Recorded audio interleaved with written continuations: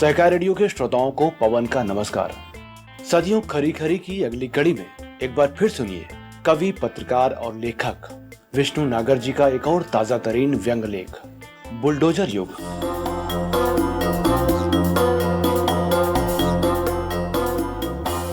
भारत का नया राष्ट्रीय प्रतीक है बुलडोजर।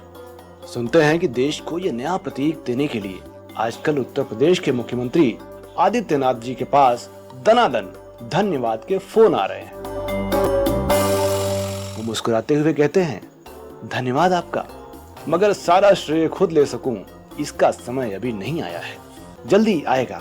अभी तुम अमित शाह को भी श्रेय दे दो, वो खुश हो जाएगा। मोदी जी को भी दे दो।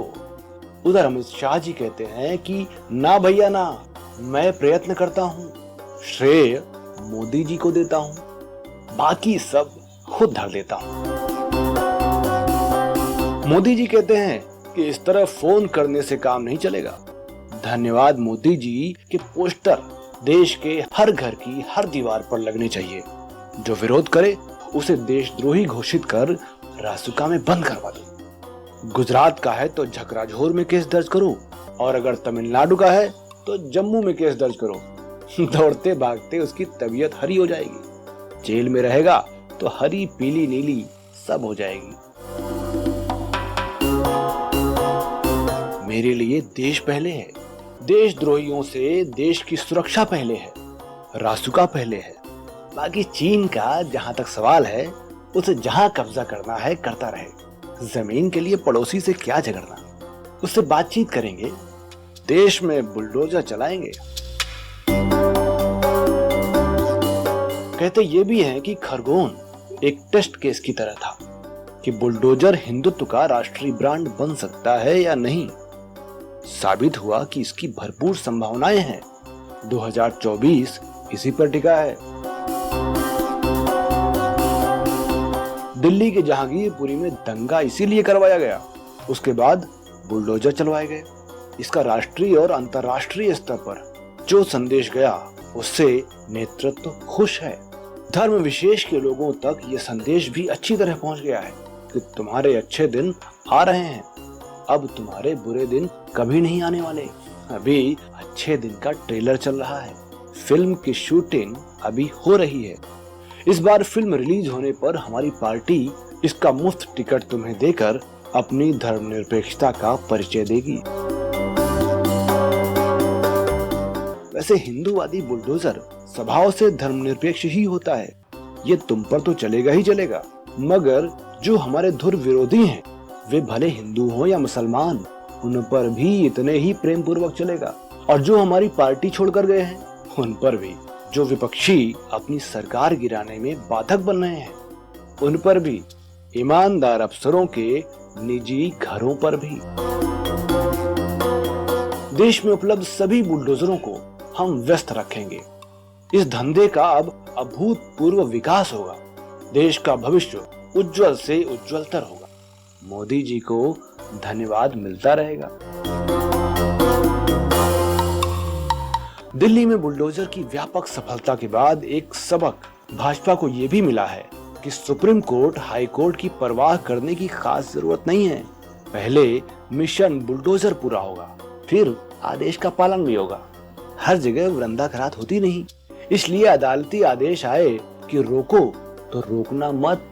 पार्टी का शीर्ष नेतृत्व ही हमारा हाई कोर्ट, सुप्रीम कोर्ट है।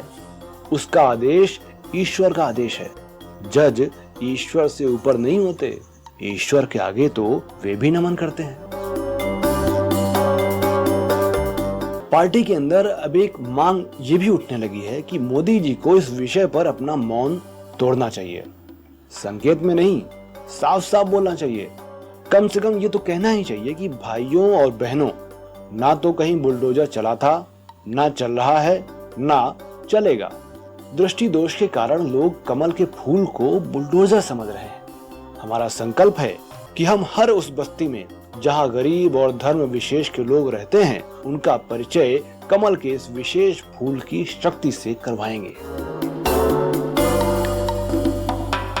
अभी तक कमल के बारे में ये धारणा है कि ये सुंदर सा और कोमल सा फूल है, इस कारण इसे हिंदुओं की कमजोरी समझा जा रहा है।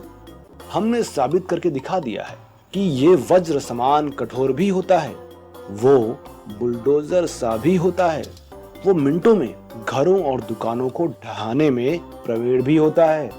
उसका हमने सशक्तिकरण कर दिया है।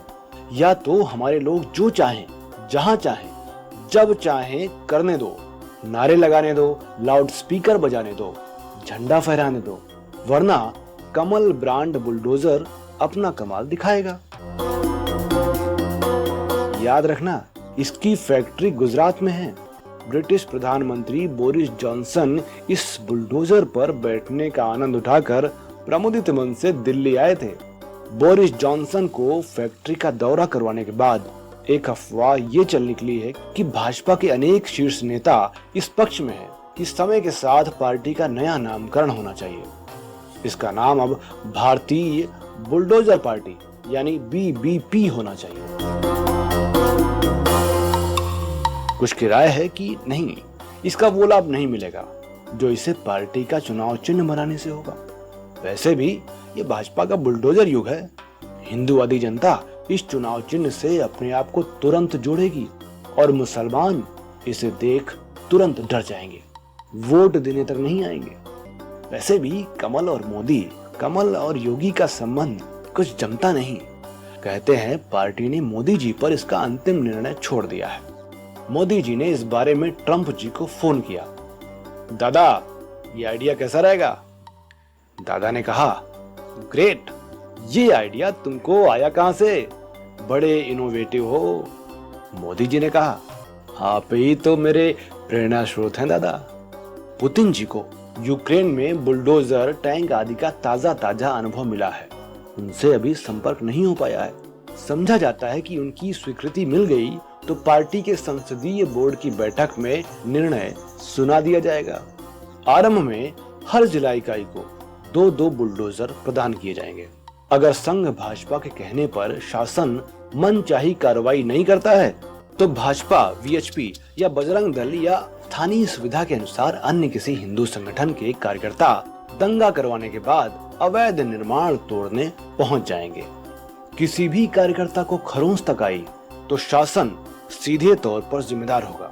फिर हम जो भी करेंगे वैध होगा। उसे किसी अदालत में चुनौती नहीं दी जा सकेगी। जय श्री राम।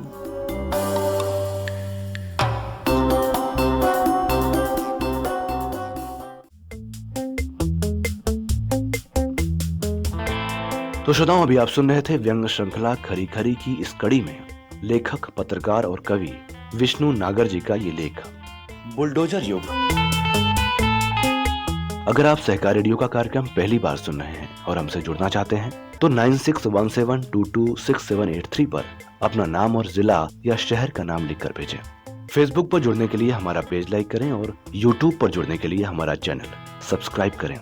हमारे बारे में अधिक जानकारी के लिए हमारी वेबसाइट सहकाररेडियो.com विजिट करें। तो ऐसे ही किसी और व्यंग लेख के साथ हाजिर होंगे खरी खरी की अगली कड़ी में। तब तक के लिए दीजिए इजाजत मुझे यानी पवन को। नमस्कार।